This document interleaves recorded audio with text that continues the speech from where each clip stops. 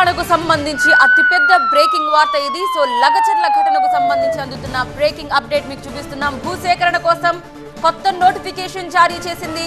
Industrial corridor కోసం భూసేకరణకు notification ని ప్రభుత్వం విడుదల చేసింది.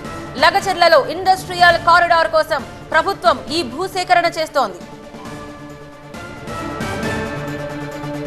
దీనికి సంబంధించి డీటెయిల్స్ తెలుసుకుందాం. మా ప్రతినిధి ప్రభాకర్ ఫోన్ లైన్ లో సిద్ధంగా ఉన్నారు. ప్రభాకర్, ఒక పక్క లగచర్లకు సంబంధించి ఇంకా ఫైర్ మీద వ్యాఖ్యలు నడుస్తున్న ఈ టైంలో ఇప్పుడు ఈ నోటిఫికేషన్ విడుదల చేయడాన్ని ఎలా చూడాలి? నోటిఫికేషన్ ఏమని పేర్కొన్నారు?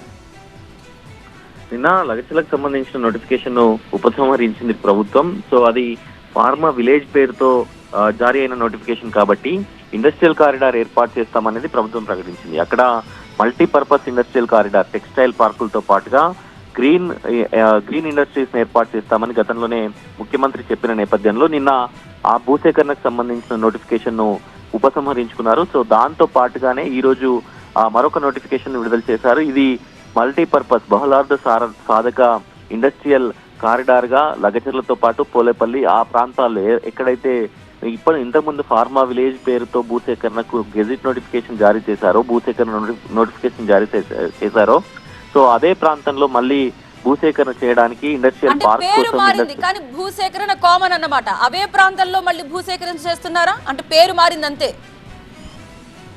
ఎగ్జాక్ట్లీ. అంటే నిన్న ప్రభుత్వం కూడా ఇచ్చిన నోట్లో అదే చెప్పింది. అక్కడ ఫార్మా ఇండస్ట్రీస్ కాకుండా వేరే ఇండస్ట్రీస్ ఏ వచ్చినా కూడా తాము భూములు ఇవ్వడానికి సిద్ధంగా ఉన్నామని అక్కడి రైతులు చెప్తున్న నేపథ్యంలో ప్రభుత్వం కూడా దాన్ని సానుకూలంగా స్పందించింది. సో సానుకూలంగా ఆలోచించి ఈ నిర్ణయం తీసుకున్నట్లుగా చెప్తుంది.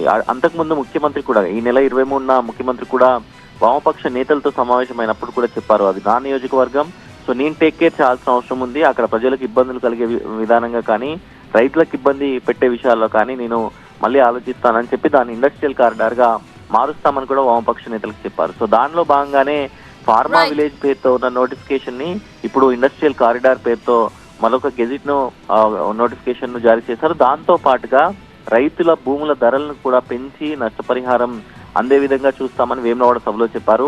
సో దానికి అనుగుణంగానే మళ్ళీ నష్టపరిహారం విషయంలో అక్కడి కాంపన్సేషన్ విషయంలో భూముల ధరలను కూడా పెంచుతూ నిర్ణయం తీసుకున్నట్లుగా తెలుస్తుంది.